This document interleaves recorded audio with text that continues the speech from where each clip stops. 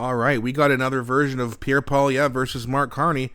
This clip is from today in question period. Got pretty heated and pretty interesting, so I want to show you guys a clip of it. Now, before we do get into it, please don't forget to like and subscribe. It really helps grow the channel, and I appreciate you guys doing that for me so much. So let's have a look, and then we'll talk about it. I took the wording for the motion right out of his deal. And if he votes against the motion, he's voting against a pipeline to the Pacific. He's voting against overriding the discriminatory and anti-Canadian ban on shipping our energy abroad. And so just by the way, this is about the motion that Pierre Poilievre and the Conservatives put forward that would essentially allow a pipeline to be built. The Liberals voted no. He's voting against consultation with the First Nations people and the British Columbia government, and he's even voting against his own beloved carbon capture and storage, all of which I took word for word right out of his own deal. So if the Prime Minister is only in favor of a pipeline when he's in Alberta, but against when he's in BC and Ottawa, how can Canadians even keep track of where he stands on anything? The Right Honourable Prime Minister.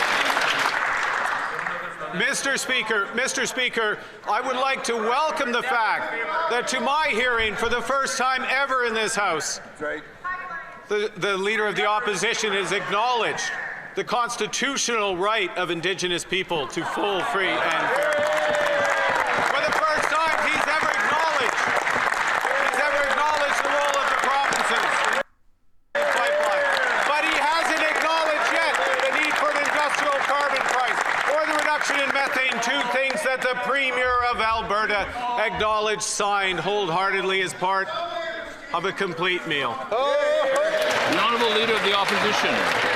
Mr. Speaker, not only do we acknowledge the obligation to consult with our First Peoples, we put that right in the motion. It's there. It's right there. It's right there, Mark. It is. We put it right there so that he could vote for the words that he put in the agreement.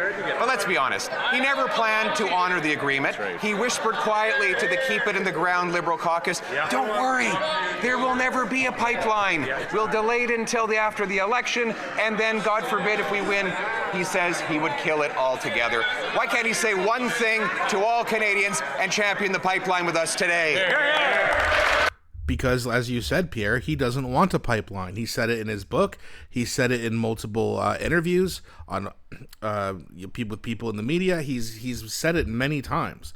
And then all of a sudden, he starts talking about it, wins the election, and now they're still just talking about it. We made deals. Great. When are the shovels in the ground? Oh, well, we don't know yet. And you watch, they'll come out and say, oh yeah, in a couple years. All Mark Carney's trying to do is make promises, make things look and sound good, and then when people start believing it, if they're dumb enough to do that, he will shoot up in the polls, call an election, and hope for a majority. And then everything he said, he'll go back on. And then liberals go, oh, I didn't know. How was I supposed to know a liberal was a liar? Oh, I don't know, maybe the last 10 fucking years? But Mark Carney is different. Really? Well, if you think he's better on the economy, for example, than Justin Trudeau was, then why was he advising Justin Trudeau on the economy for 5 years? Gotta wonder, right? The Right Honourable Prime Minister. Mr. Speaker, the MOU between the Government of Canada and the Province of Alberta is about a pipeline.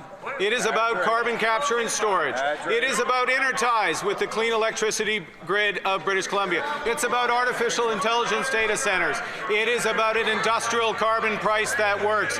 It is about methane regulations that get methane down 75% so that we can have the lowest emission, low risk, lowest cost oil in the world and build this country. The Leader of the Opposition. We put the interties proposal right in the motion, right out of his deal. We put the carbon capture right in the motion, right out of his deal.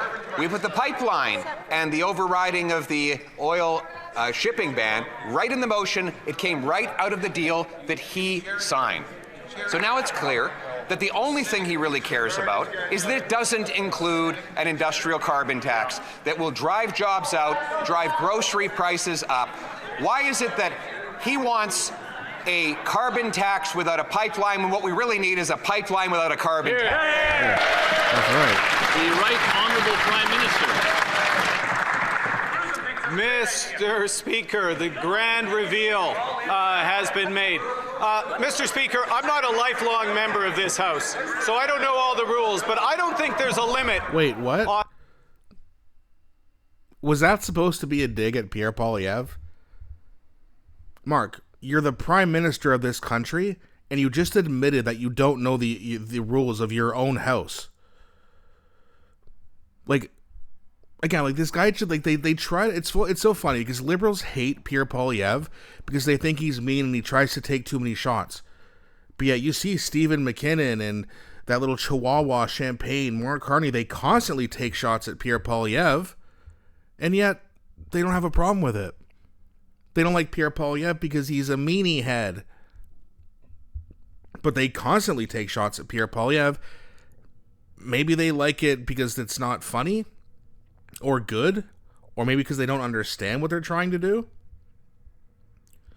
I have no idea, but saying that you're not a lifelong politician, being a banker is so much better. Way to go, Mark. And then on top of that, you're now admitting you don't even know the rules of your own house. Smart thing to do.